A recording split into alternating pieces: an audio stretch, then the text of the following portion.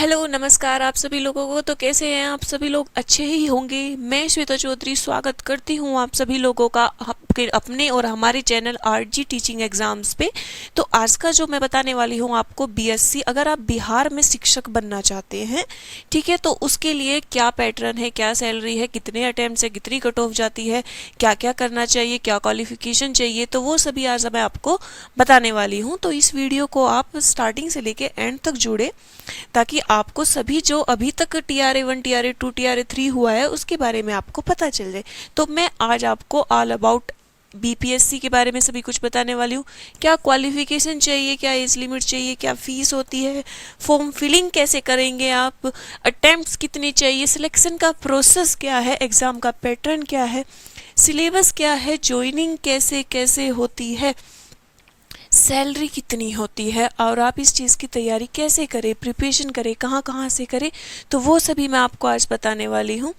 देखिए पीपीएससी की जो फुल फॉर्म होती है वो होती है Bihar public service commission, Bihar संघ लोक सेवा आयोग, ठीक है ना। ये ऑफिसर्स की डायरेक्ट रिक्रूटमेंट पे जो भर्ती मतलब डायरेक्ट ज्वाइनिंग कराते हैं। तो बीपीएससी ही TRA 1 शिक्षक भर्ती परीक्षा TRA 1 TRA 2 TRA 3 बीपीएससी ही कंडक्ट कराता है, ठीक है। तो चलिए सबसे पहले अगर आप टीचर बनना चाहते हैं और टीचर बनना चाहते हैं प्राइमरी टीचर, मतलब आप पहली कक्षा से लेके 5वीं कक्षा तक के टीचर बनना चाहते हैं, तो देखिए उसके लिए आपको 12th करना पड़ेगा 50% मार्क्स के साथ, ठीक है। उसके बाद आपको DLED करनी पड़ेगी, आपका DLED हो गया। फिर उसके बाद आपको CTET का पेपर 1 क्वालिफाई करना पड़ेगा, उसके बाद ही आप बीपीएससी की भर्ती परीक्षा में बैठ सकते हैं। अगर यही बात करें हम उच्च प्राथमिक की, इसको प्राथमिक शिक्षक भर्ती बोलते हैं, इसको उच्च प्राथमिक शिक्षक भर्ती बोलते हैं, जहां आप टीचर बनेंगे 6ठी कक्षा से लेकर 8वीं कक्षा तक। तो उसके लिए आपको क्या करना पड़ेगा? ग्रेजुएशन करनी पड़ेगी, 50% अंक के साथ आपको ग्रेजुएशन करनी पड़ेगी। उसके बाद आपको DLED करनी पड़ेगी या फिर आप BEd भी कर सकते हैं। उसके बाद अगर आप CTET देते हैं तो आपको पेपर 2, CTET का पेपर 2 आपको क्वालिफाई करना पड़ेगा, ठीक है। वहीं बात करें अगर हम माध्यमिक शिक्षक भर्ती की या फिर TGT की, तो उसके लिए क्या क्वालिफिकेशन चाहिए? उसके लिए देखिए आपको ग्रेजुएशन करनी पड़ेगी, है ना। 50% मार्क्स के साथ आपको ग्रेजुएशन करनी पड़ेगी। उसके बाद आप BEd करिए।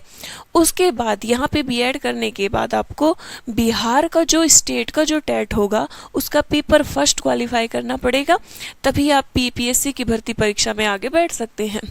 अगर यही बात करें हम PGT की, तो PGT में आपको मास्टर करना पड़ेगा, ठीक है। आपको MSc करनी पड़ेगी, आपको MA करनी पड़ेगी, ठीक है ना। यहाँ पे आपको मास्टर करना पड़ेगा, फिर उसके बाद आपको BEd करनी पड़ेगी। फिर उसके बाद बिहार जो अपना स्टेट एग्ज़ाम का जो मतलब स्टेट का जो टेट निकालता है उसका पेपर 2 क्वालिफाई आपको करना पड़ेगा। तो ये आपकी क्वालिफिकेशन होना ज़रूरी है जो मैंने आपको बताई है। नेक्स्ट चलते हैं एज लिमिट क्या होनी चाहिए और आप कितने अटैम्प्ट्स दे सकते हैं।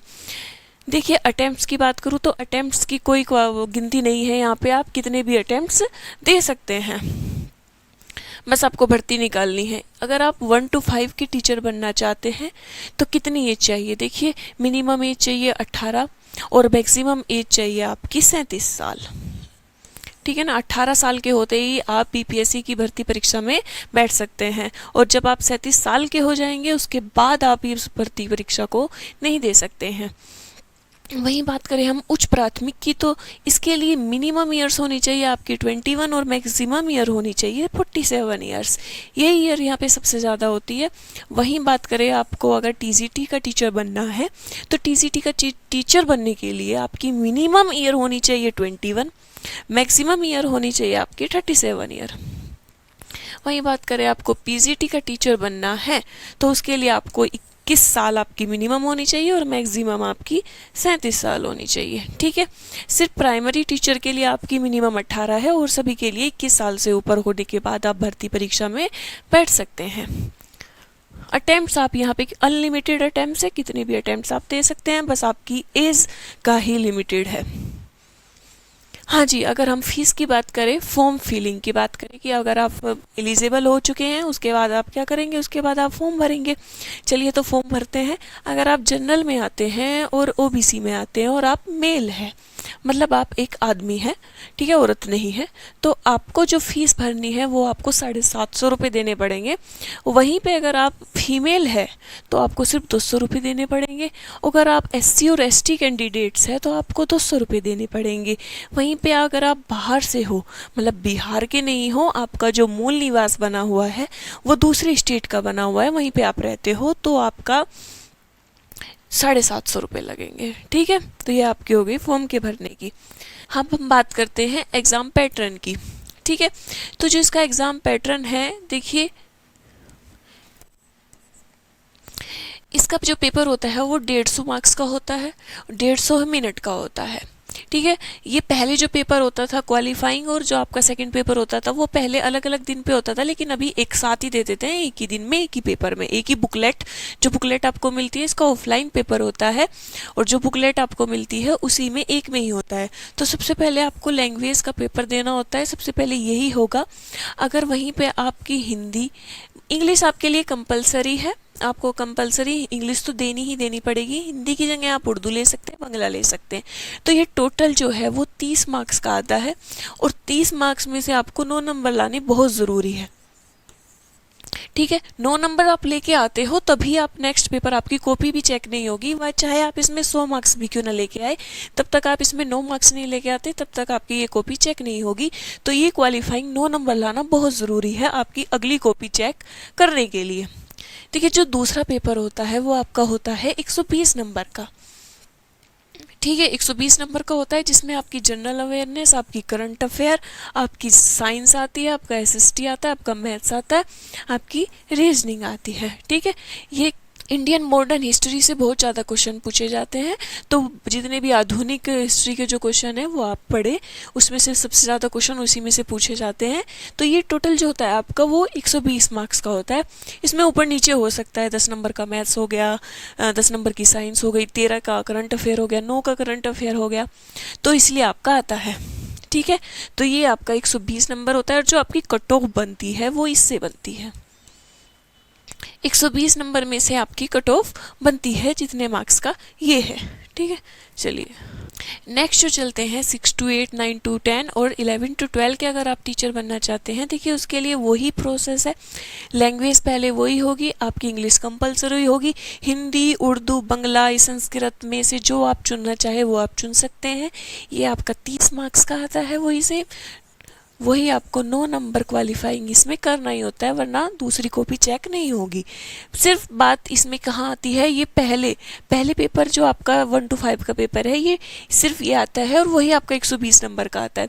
इसमें डिवाइड कर दिया आपका सब्जेक्ट, जिस सब्जेक्ट से आपने ग्रेजुएशन की है और आपने पोस्ट ग्रेजुएशन की है, उस सब्जेक्ट का आपका 80 नंबर का, आपने बायोलॉजी ली है, बॉटनी ली है, केमिस्ट्री से किया है, फिजिक्स के किया है, या फिर मैथ से किया है, या फिर होम साइंस से किया है, जिससे भी आपने अपना ग्रेजुएशन किया है उसका आपका जो पर्टिकुलर सब्जेक्ट है वो आपका 80 नंबर का पूछा जाएगा।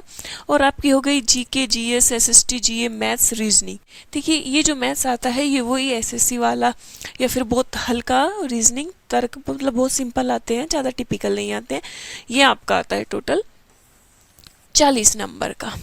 ठीक है, देखिए अगर हम सब्जेक्ट की बात करें, ये कहाँ से है, एनसीईआरटी, एससीईआरटी। देखिए आप इसको, तो अगर हम इसकी बात करें एसएसटी या फिर ये भी जो भी, तो आपको एनसीईआरटी करनी पड़ेगी, आपको एससीईआरटी करनी पड़ेगी और सबसे पहले प्रीवियस ईयर के क्वेश्चन। ठीक है, प्रीवियस ईयर के जितने भी क्या है उससे आपको एक रास्ता मिल जाता है प्रीवियस ईयर करने के बाद कि इस सब्जेक्ट से इतने क्वेश्चन पूछे जाइए और मेजोरिटी किस सब्जेक्ट की है। तो आपको एससीईआरटी और एनसीईआरटी देखिए इसी से उठाइए और प्रीवियस ईयर, और जितना हो सके मॉक लगाइए एग्जाम से कुछ दिन पहले। तो आप एनसीईआरटी को उठा लीजिए, इसकी साइट पे भी जाके आपको पूरा मिल जाएगा। आपको चाहे तो एसएसटी हो गया या फिर जो भी हो गया, जो भी चाहिए आपको पर्टिकुलर सब्जेक्ट का आपको क्वेश्चन चाहिए, पूरा सिलेबस चाहिए, तो एनसीईआरटी और एससीईआरटी की बुक उठा लीजिए, 11th 12th वाले की, 10th 11th 12th की, तो उसमें से आपका ये कंप्लीट हो जाएगा। देखिए अगर नेक्स्ट हम चलते हैं वही चीज़ें हैं, 6 to 8 में आपका 12th लेवल का आता है, 9 to 8 में आपका ग्रेजुएशन लेवल का आता है और 11 12th में आपका पोस्ट ग्रेजुएशन लेवल आता है। ठीक है, अगर आप 6 से 8 के टीचर बनते हैं तो 12वीं तक का ही पूछा जाएगा। अगर आप 9 से 10 के टीचर बनते हैं, ये सब्जेक्ट की बात हो रही है जो आप एक पर्टिकुलर सब्जेक्ट लेते हैं। ठीक है, ग्रेजुएशन तक का ही आएगा, लेकिन कभी कभी बाई चांस होता है कि वो पोस्ट ग्रेजुएशन के क्वेश्चन पूछ लेता है, लेकिन एक जो बेस है वो हमारा ग्रेजुएशन तक ही आता है। 11 12th की बात करें तो आपके पोस्ट ग्रेजुएशन तक का ही सिलेबस इसमें पूछा जाएगा। जिस सब्जेक्ट से आपने पोस्ट ग्रेजुएशन किया है उस सब्जेक्ट का आपका पोस्ट ग्रेजुएशन तक का ही पूछा जाएगा। नेक्स्ट बात करते हैं हम सैलरी की। ठीक है, नेक्स्ट बात करते हैं हम सैलरी की। देखिए, अगर आप 1 to 5 के टीचर बनते हैं तो आपको 25,000 रुपये पर मंथ मिलेंगे। अगर आप 6 to 8 ये प्राइमरी, ये उच्च प्राइमरी, ठीक है, तो आपको 31,000 रुपये मिलेंगे। अगर आप टीजीटी की तैयारी कर रहे हैं और वहाँ पे आप टीचर बनते हैं तो आपकी सैलरी 31,000 होगी। अगर आप वहीं पे आप पीजीटी आप लेक्चरार बनते हैं तो आपकी सैलरी 32,000 पर मंथ होगी। इसमें आप अलाउंस जोड़ लीजिए, टीए जोड़ लीजिए और भत्ता वत्ता जो भी जोड़ के ये आपकी 40 से 50,000 तक आपको हाथ में मिल जाएगी। ठीक है, अगर सीटेट के बाद, देखिए सीटेट के बाद 90 मार्क्स आपके जनरल कैटेगरी के लोगों को 90 मार्क्स लाने बहुत ज़रूरी है। ठीक है, उसके बाद अगर 82 भी आपके 82 मार्क्स भी आप नहीं ला पाते हैं तो देखिए आपके लिए बहुत अच्छा मौका है, क्योंकि बिहार में ये बहुत अच्छी बात है कि 75 मार्क्स जिनके एससी हो गया, एसटी हो गया, हैंडीकैप हो गया या फिर जो बिहार के लोग हैं, अगर आप सीटेट में सिर्फ 75 मार्क्स लेके आते हैं तो फिर भी आपको बिहार ये कहता है कि आप हमारी भर्ती में बैठ सकते हैं, क्योंकि बिहार को टीचर की ज़रूरत है और अच्छे टीचर्स की ज़रूरत है। ठीक है, तो इसके लिए वह 75 मार्क्स आप ला सकते हैं। ये जनरल का हो गया और ये ओबीसी का होता है। लेकिन अगर आप बिहार में रहते हैं तो आपके लिए काफ़ी है सीटेट में 75 मार्क्स लेके आना, आप बीपीएससी की भर्ती परीक्षा में एलिजिबल है बैठने के लिए।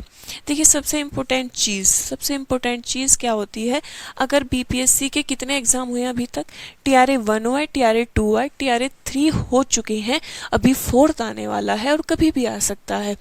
ठीक है, देखिए इसकी कट ऑफ जो गई थी वो 71 गई थी, टीआरए 2 की कट ऑफ 74 गई थी और टीआरए 3 की कट ऑफ 81 गई थी, मतलब बढ़ती हुई गई थी। तो ये आपकी मान के चलिए 85 से ऊपर ही जाएगी।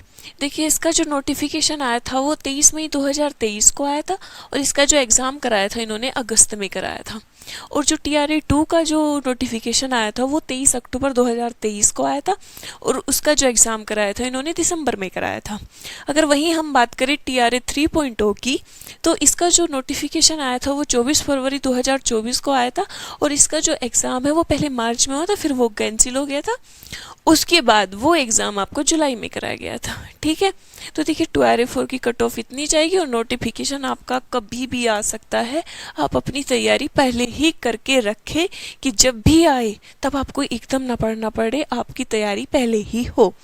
ठीक है, एज लिमिट इसमें कोई प्रॉब्लम नहीं है, काफ़ी अच्छी एज लिमिट है, तो आप अपनी तैयारी पहले से करके रखें। 2.5 घंटे का पेपर होता है, 2.5 घंटे का पेपर होता है, 150 क्वेश्चन का होता है, नो नेगेटिव मार्किंग। देखिए, नेगेटिव मार्किंग नहीं है, मतलब पूरे करके आइए, जो आपको पता है वो भी, जो नहीं पता वो भी।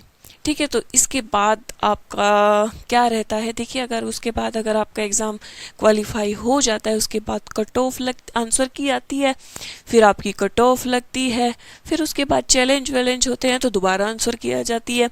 उसके बाद आपका डॉक्यूमेंट वेरिफिकेशन होता है। ठीक है, उसके बाद आप अपनी जॉब पे जा सकते हैं। तो ये इसका था, बीपीएससी का मैंने कंप्लीट जानकारी दे दी है।